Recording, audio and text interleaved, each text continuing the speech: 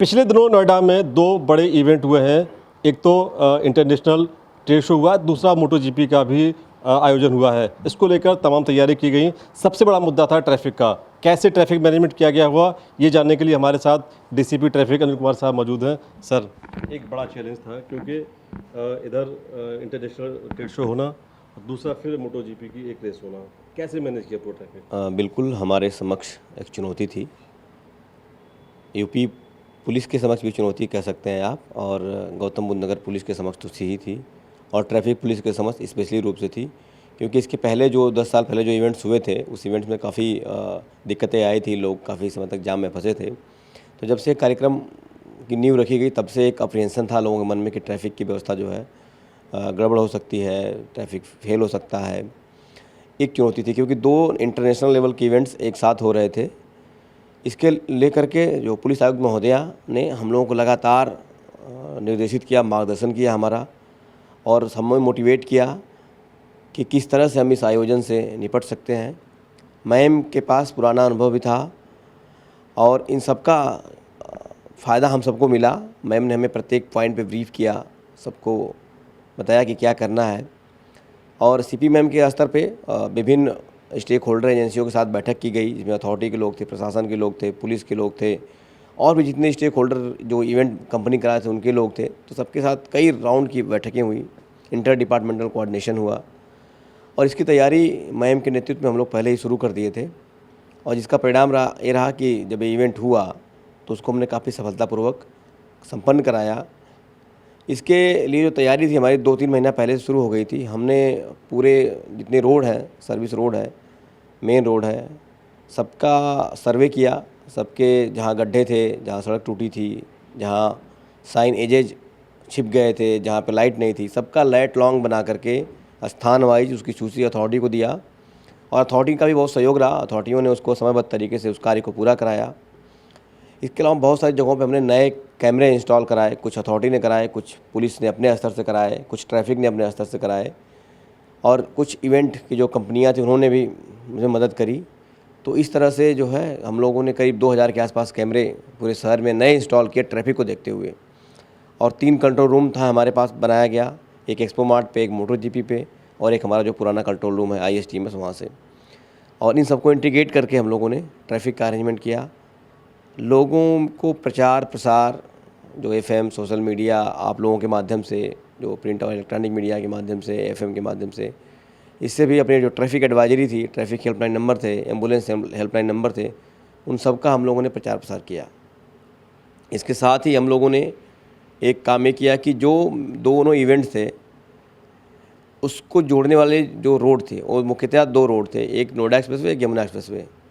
हमने उसके वैकल्पिक जो मार्ग हो सकते थे उन मार्गों का संबंधित अथॉरिटी से मिलके सुदृढ़ीकरण कराया, और प्रत्येक डाइवर्जन पॉइंट चिन्हित किए हमने। 7 मार्ग हम लोगों ने चिन्हित किए, जिसमें 17 डाइवर्जन पॉइंट्स थे, उसको हमने बनाया।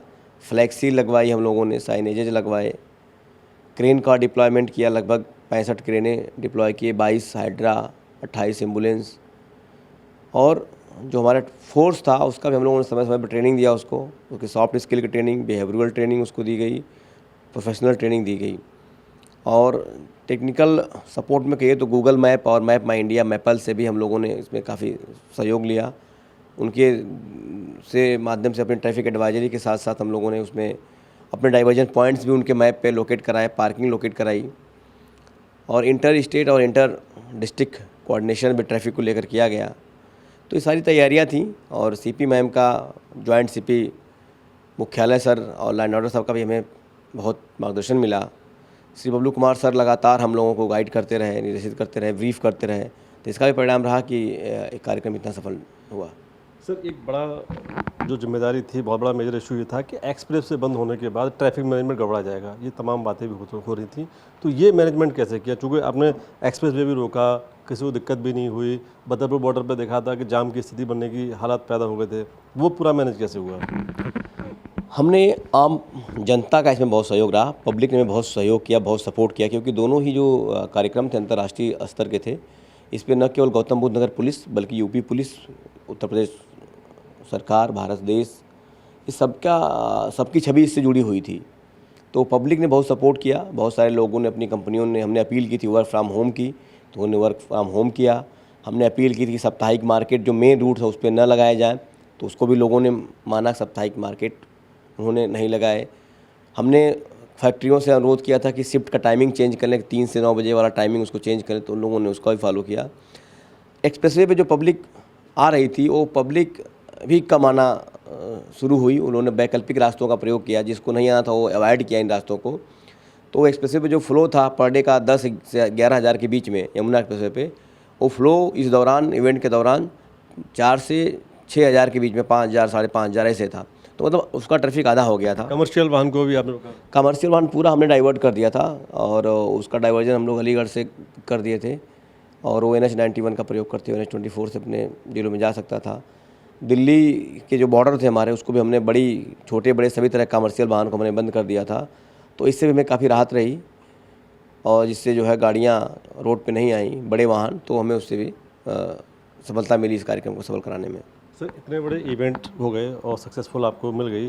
कल मुख्यमंत्री जी ने वीडियो कॉन्फ्रेंसिंग में बहुत तारीफ़ की है, क्या मानते हैं आप, क्या कहना है? मेरा ये कहना है कि इस कार्यक्रम को सफल बनाने में हमारे सभी वरिष्ठ अधिकारीगण, हमारे police commissioner Gautam Buddh Nagar Lakshmi ma'am, Shri Bablu Kumar sir joint CP sir, और joint civil and order sir, इसके अलावा ज़िले के सभी अधिकारी, सभी DCP, ACP या ट्रैफिक के हमारे सारे constable, head constable, TI, TSI, ACP, सबने बहुत मेहनत की, जी तोड़ मेहनत की।